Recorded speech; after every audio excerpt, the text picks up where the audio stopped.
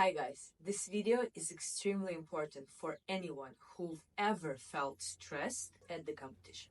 I'm not a psychologist, but I do have a huge experience as a professional athlete and as a coach. In this video, I'm gonna share a few tips that are being used by Olympians, but can definitely be utilized by younger athletes, 10 and under, 12 and under, 13, 15. I wanna get one thing straight.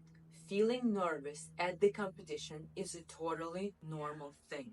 In fact, I'd like to tell you, if you're not feeling nervous at all, you might not care enough. Nervousness isn't a bad thing. It means you care. You've been preparing, you've been training so hard, and you really want to do well. You want to perform well, you want to be proud of yourself, you want your parents to be proud of yourself, you want coaches to be proud of you.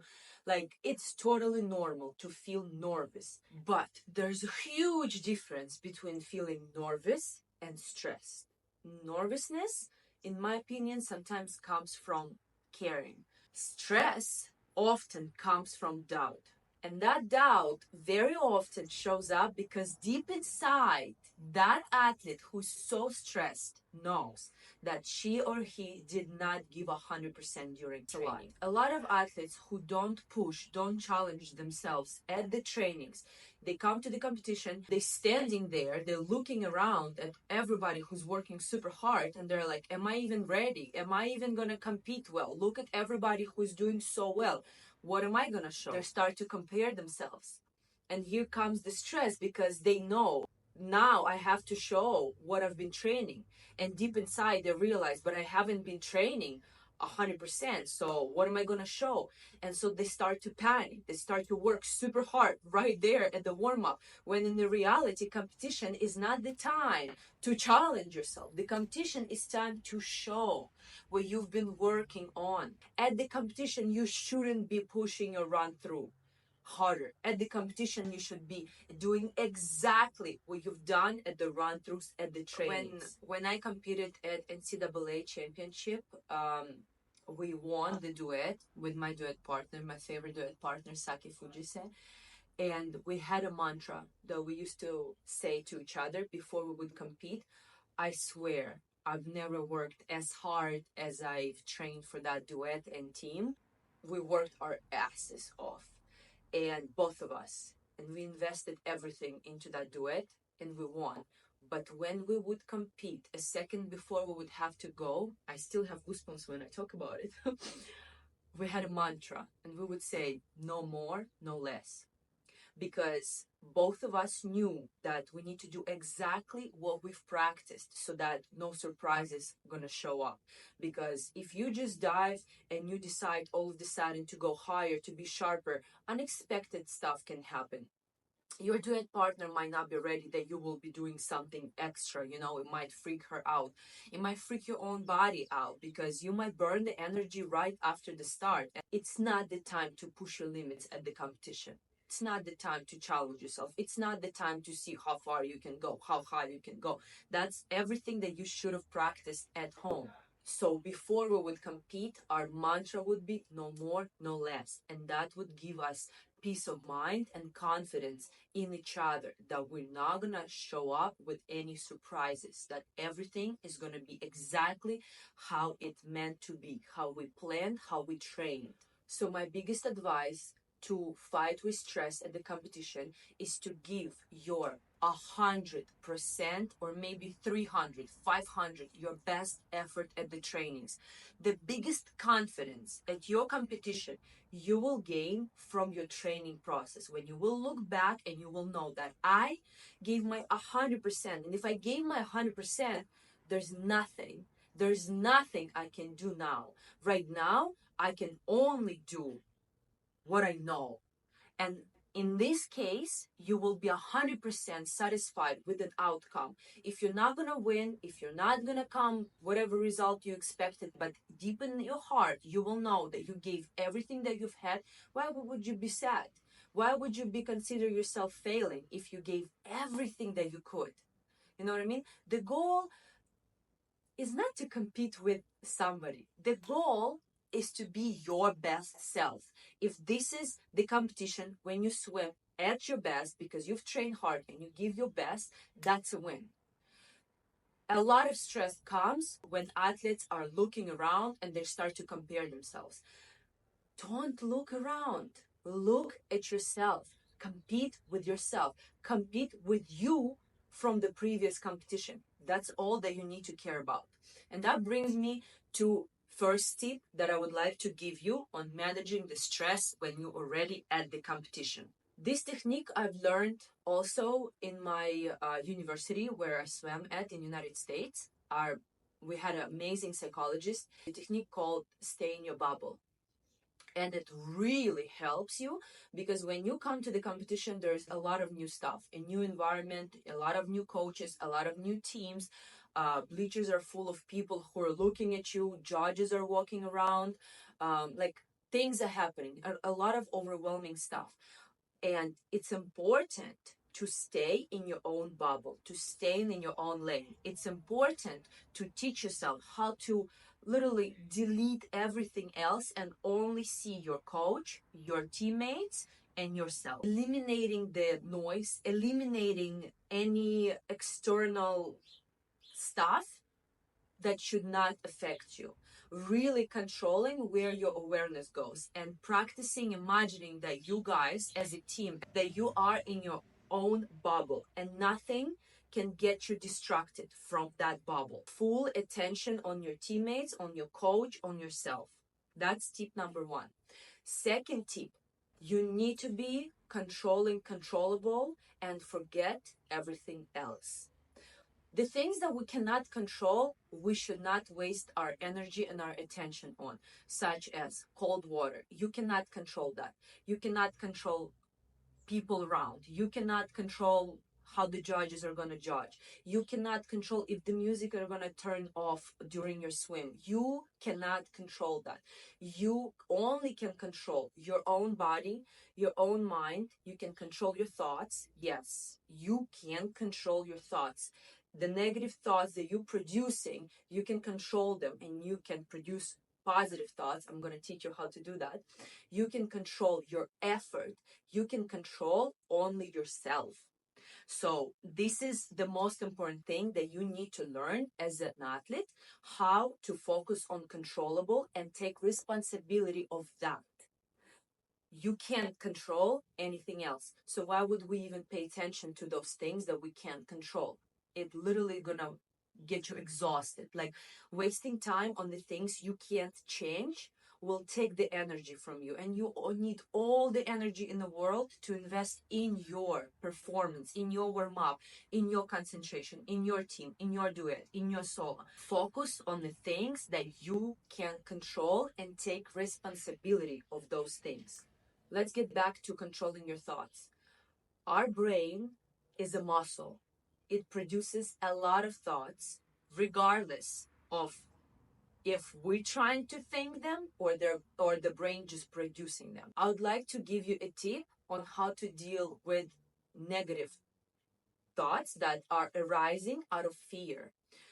It's very important, again, take responsibility of the thoughts that you want to produce. At the competition, it's really important to focus on positive self-talk. I know it's the most basic, the most common thing that most people know, but no one practicing. Let's have an example. You're right there before a walk on, before your routine or before your figure, and a girl right before you lost the nose clip, or a girl right before you was competing and forgot her routine, or the music got turned off, or something else, the lift failed. Your brain right away will think, what if I'm gonna fail? What if this is gonna happen to me? What if I'm gonna lose my nose clip? What if we're gonna fail our highlight? What if I forget my counts? What's gonna happen? What's gonna happen? Blah blah blah.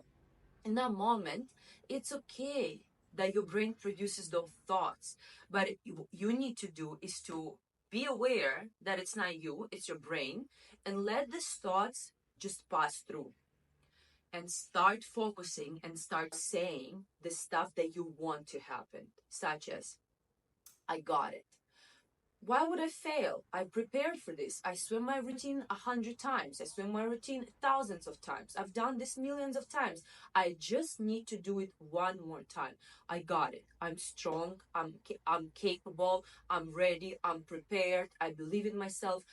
Positive self-talk is so powerful. The first thing that you need to actually focus on is to believe in yourself and say that to yourself because you are listening.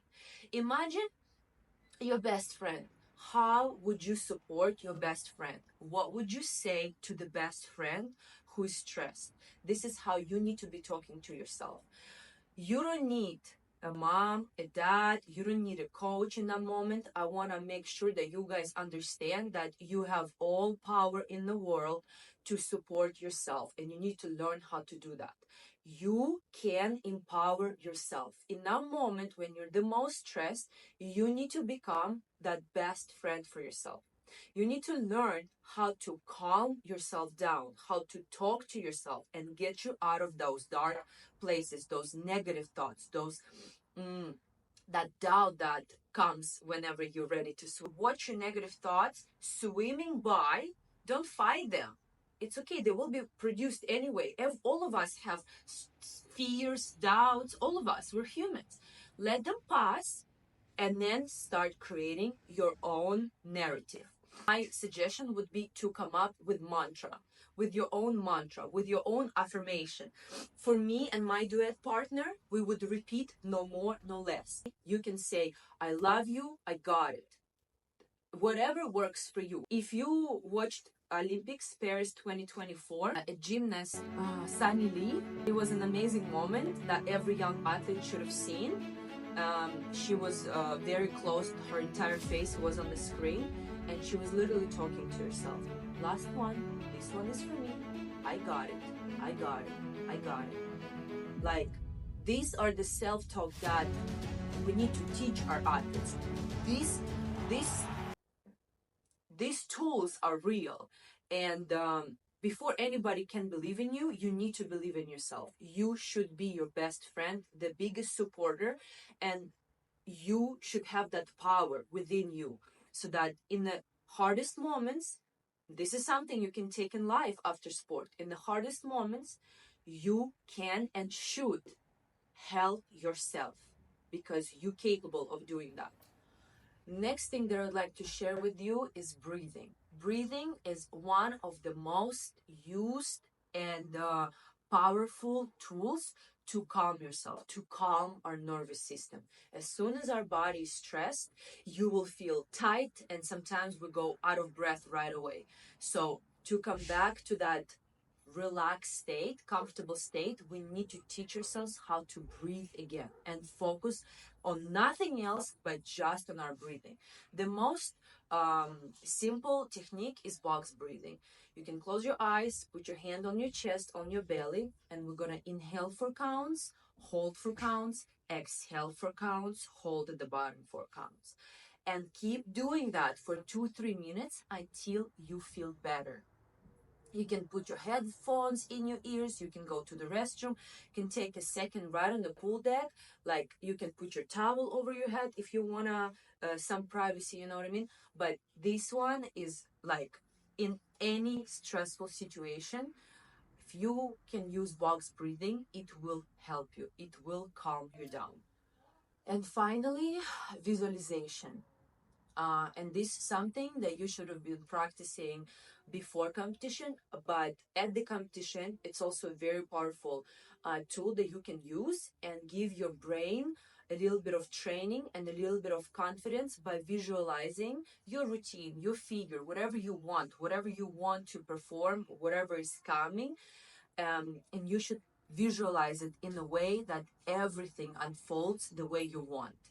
Everything exactly how you would imagine it happening at the best capacity, like you dreamed about it. Sometimes it's hard to keep yourself calm and concentrated in your mind, but if you can imagine yourself competing really well in your head, you can do it in the real life. And this is something that we should not just remember when the competition is coming in, but this is something that we should practice on a daily basis. We should train our mind to believe that we are capable of doing everything at our best ability. If you can dream it, you can do it, and that's true. It starts in our head. Confidence starts in our head. All the mistakes also comes from our head. So if we can teach our brain, our mind, our body will follow. Our body will do whatever you tell it to do. If your body knows that you're capable of doing it, you're capable of doing it. So these tips are very simple but very powerful. They have helped me. They helped hundreds of my athletes. They helped thousands of athletes, maybe more, around the world. And I promise, if you practice them, they will help you too. If this video was helpful, please like it, share it, subscribe to my channel. I hope it can reach as many athletes, as many coaches and parents as possible. If you would love to connect, please check the description of the video below, and I will see you in the next video.